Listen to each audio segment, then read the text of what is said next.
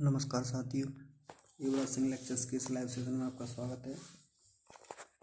तो अभी हमारी चल रही है जियोग्राफी सीरीज, जिसमें आज हम बात करेंगे महासागरीय तरंगों तथा महासागरीय धाराओं के बारे में। तो आज का टॉपिक जो हमारा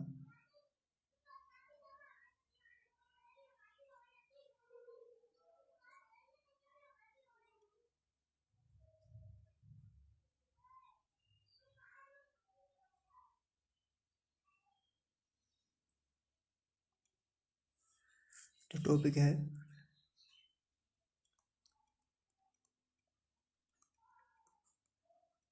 महासागरीय लहरें या तरंगे यानी ओशियन वेव्स, और इसके साथ ही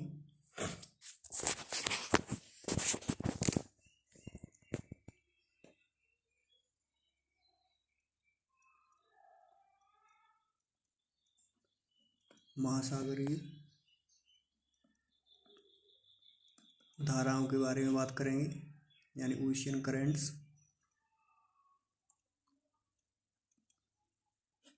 तो आपको इन दोनों के बारे में, इन दोनों के यानी तरंगों और धाराओं के बीच में अंतर भी पता चलेगा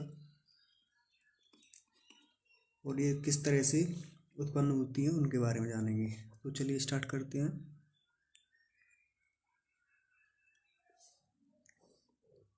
सबसे पहले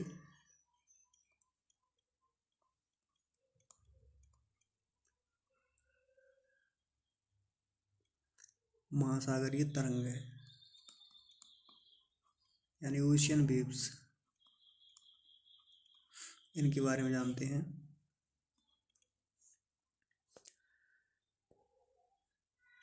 तो जैसा कि मैं बताया, जब समुद्र में तीव्र वायु के कारण ऊंची ऊंची जो लहरें उठती हैं, उन्हें क्या कहते हैं? महासागरीय लहरें अथवा तरंग।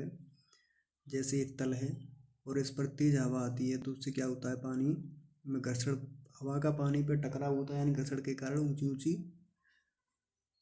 लहरें या तरंगें बनती हैं इस तरीके से। तो यही क्या होती हैं?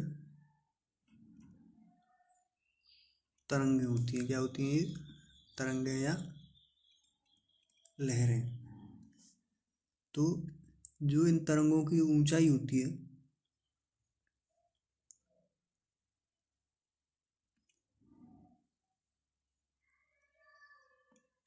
ये तल है, तल से जो इसकी ऊंचाई होती है, इसे क्या कहते हैं?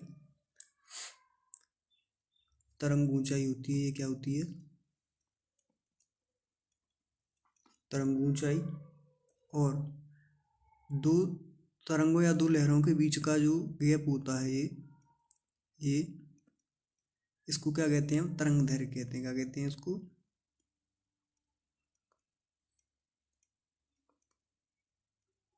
तरंग दैर्घ्य, यानी जो लैम्डा से लिखते हैं इसको हम। और साथ ही इसका जो शिखर होता है, ये ऊंचाई पर, ऐसा नहीं है कि ये जो चीज़ें हैं ये इसी जगह के लिए, यहाँ पे भी है, इस गैप को भी यही कहेंगे तरंग दैर्घ्य, इस गैप को भी तरंग दैर्घ्य कहेंगे, इस ऊंचाई को, और चाहे ये ऊंचाई हो, सबको क्या कहेंगे? ऊंचाई को तरंग ऊंचाई। ठीक है, उसी प्रकार ये जो शिखर हैं इनके तरंगों के, इनको क्या कहते हैं? तरंग शृंग कहते हैं इसको। तरंग शृंग या शिखर भी कहते हैं।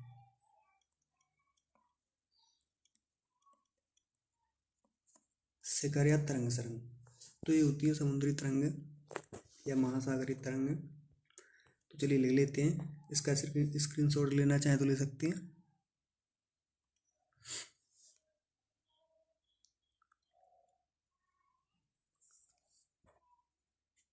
उसी हेडिंग में लिखेंगे, यानी तरंगें वास्तव में ऊर्जा हैं।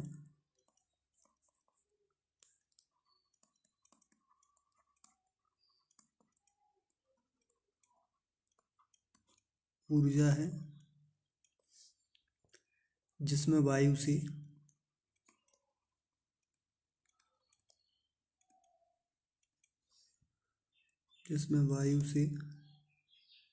जल को ऊर्जा प्रदान होती है।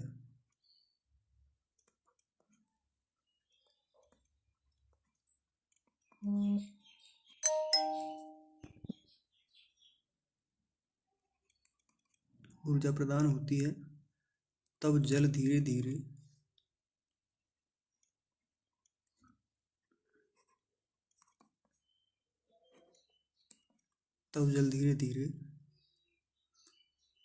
कणों में ऊर्जा प्रवाह होकर, यानी जल के कणों में धीरे धीरे ऊर्जा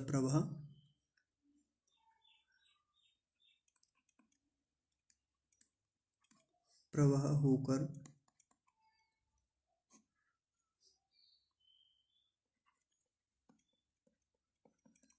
तरंगों में चलता है।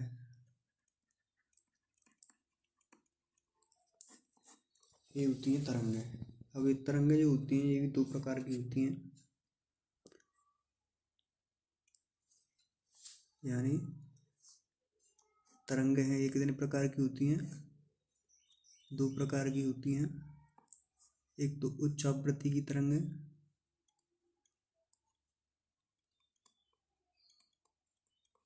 उच्च आवृत्ति की, और एक होती है निम्न आवृत्ति की।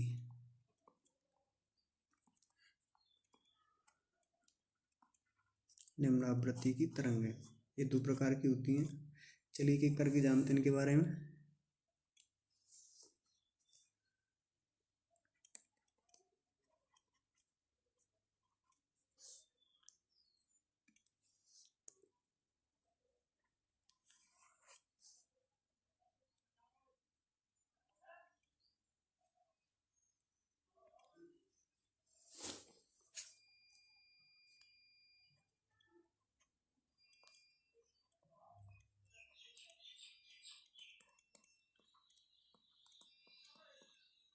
उच्च आवृत्ति तरंगें,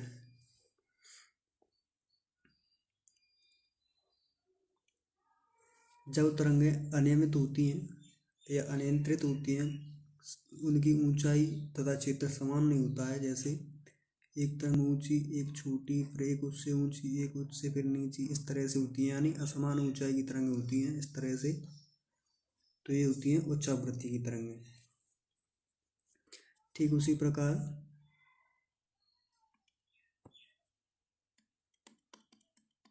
जो निम्न आवृत्ति की तरंगें हैं,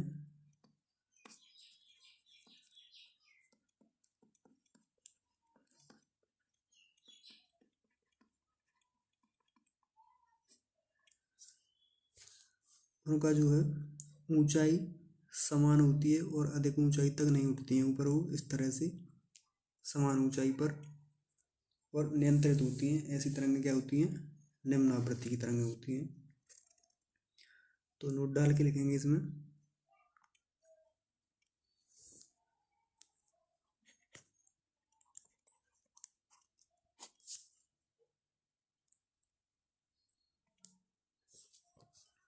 जब पवनों के द्वारा ऊर्जा मिलती है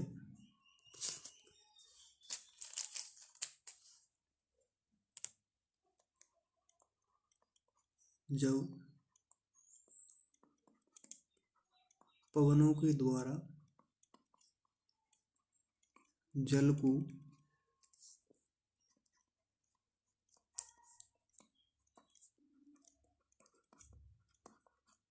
ऊर्जा मिलती है तो वह तरंगों अथवा लहरों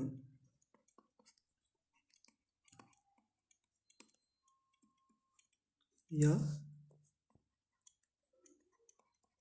लहरों के रूप में चलता है, जिन्हें क्या कहते हैं, महासागरीय तरंगें।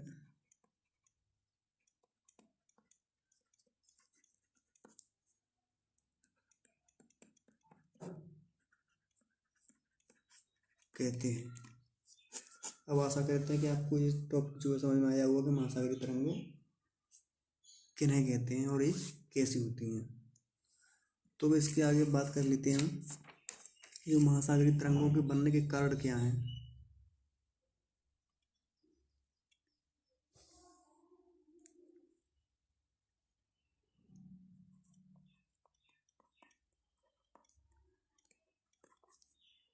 तरंग बनने के कारण क्या हैं?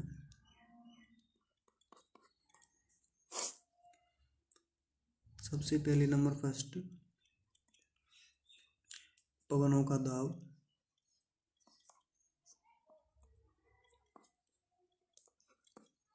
या घर्षण।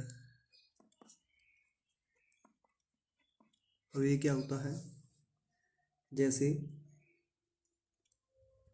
ये समुद्र तल है और इससे आकर के जब वायु टकराती हैं पवनें, तो क्या होता है, जल से टकराती हैं परत से, इस पर घर्षण होता है, जिसके कारण जल में ऊर्जा उत्पन्न होती है और जल की धाराएं जो है इस तरह से लहरों का रूप धारण कर लेती हैं। ये होता है घर्षण। ठीक है।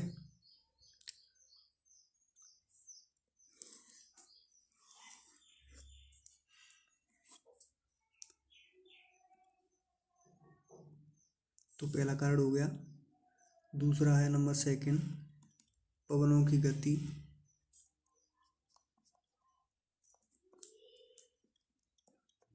तीव्र गति होगी तो अधिक ऊंची या उच्च आवृत्ति की तरंगें उत्पन्न होंगी, और मंद गति की होगी तो निम्न आवृत्ति की तरंगें होंगी।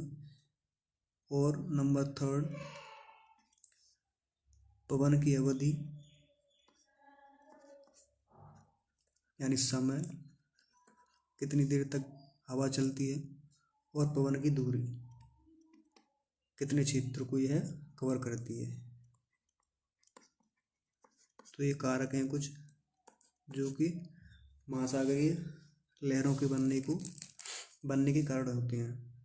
अब इसके प्रकार देख लेते हैं। जो मुख्य प्रकार होते हैं तरंगों के, वो कितने प्रकार की होती हैं।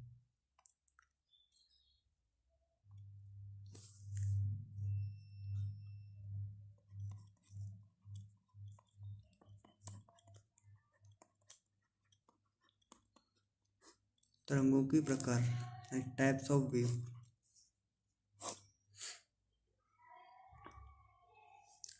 तो ये बेसिकली 3 प्रकार की होती हैं। नंबर फर्स्ट, सी वेव्स।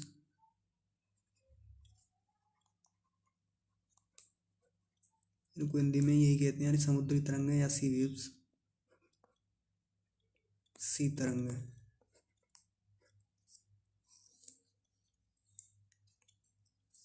यानी जो तरंगें अनियंत्रित, अनियमित,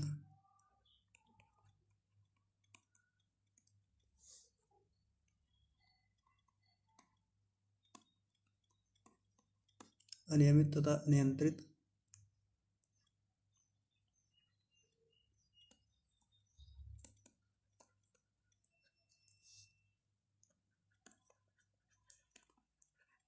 हो जाती हैं तथा विभिन्न विभिन्न तरंगदैर्घ्य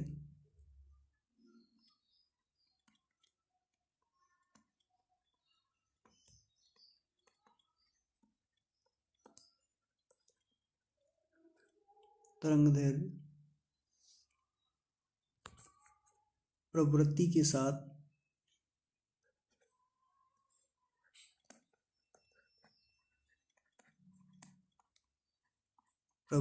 साथ एक निश्चित क्षेत्र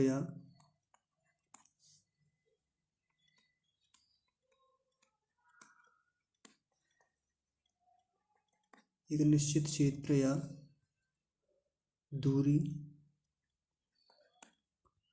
का ना होना, निश्चित क्षेत्र का निश्चित दूरी का न होना,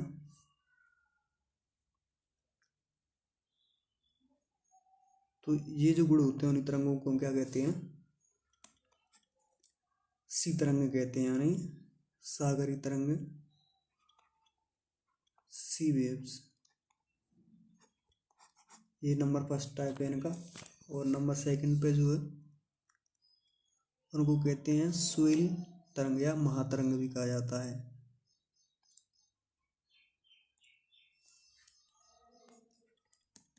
नंबर सेकंड पे हैं स्वेल, यानी स्वेल तरंग है या इन्हें कहते हैं महातरंग।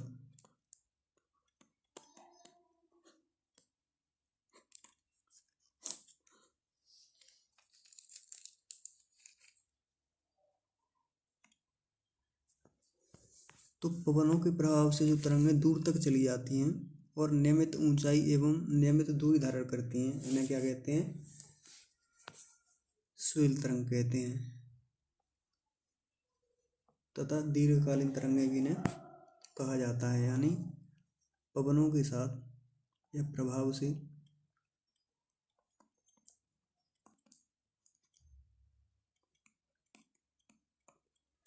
पवनों के प्रभाव से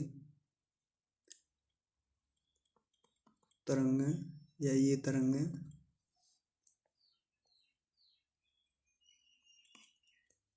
दूर तक चली जाती हैं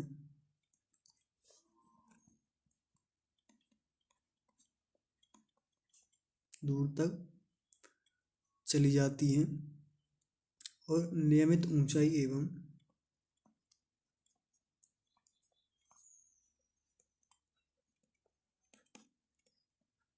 नियमित दूरी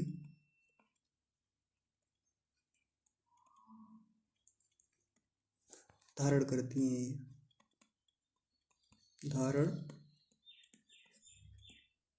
हैं। तो ये तरंगें क्या होती हैं?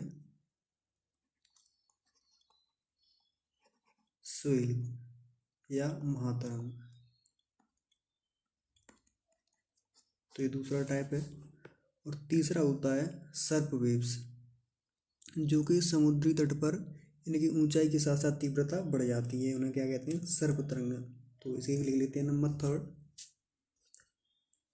नेक्स्ट पेज पे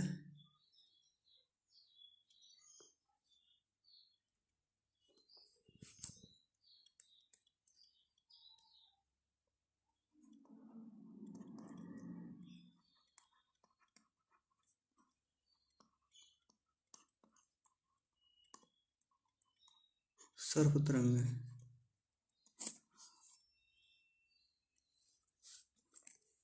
तो इनका क्या होता है कि समुद्री तट पर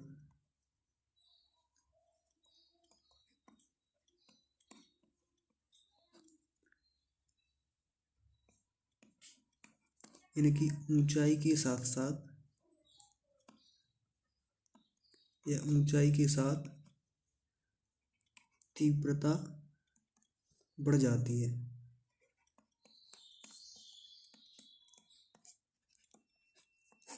इन्हें क्या कहते हैं? हम सर्प वेव्स कहते हैं। तो ये तो समुद्री जो है लहरें अथवा तरंगें हुई, जिनके बारे में हमने बात की। और अब आगे बात कर लेते हैं जो समुद्री धाराएं होती हैं उनके बारे में। ये समुद्री धाराएं क्या होती हैं? दोनों ही टॉपिक महत्वपूर्ण हैं।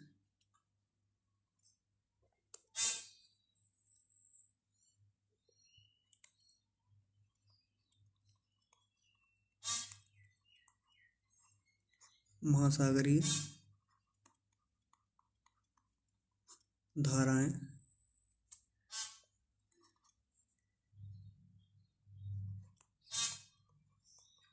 Ocean currents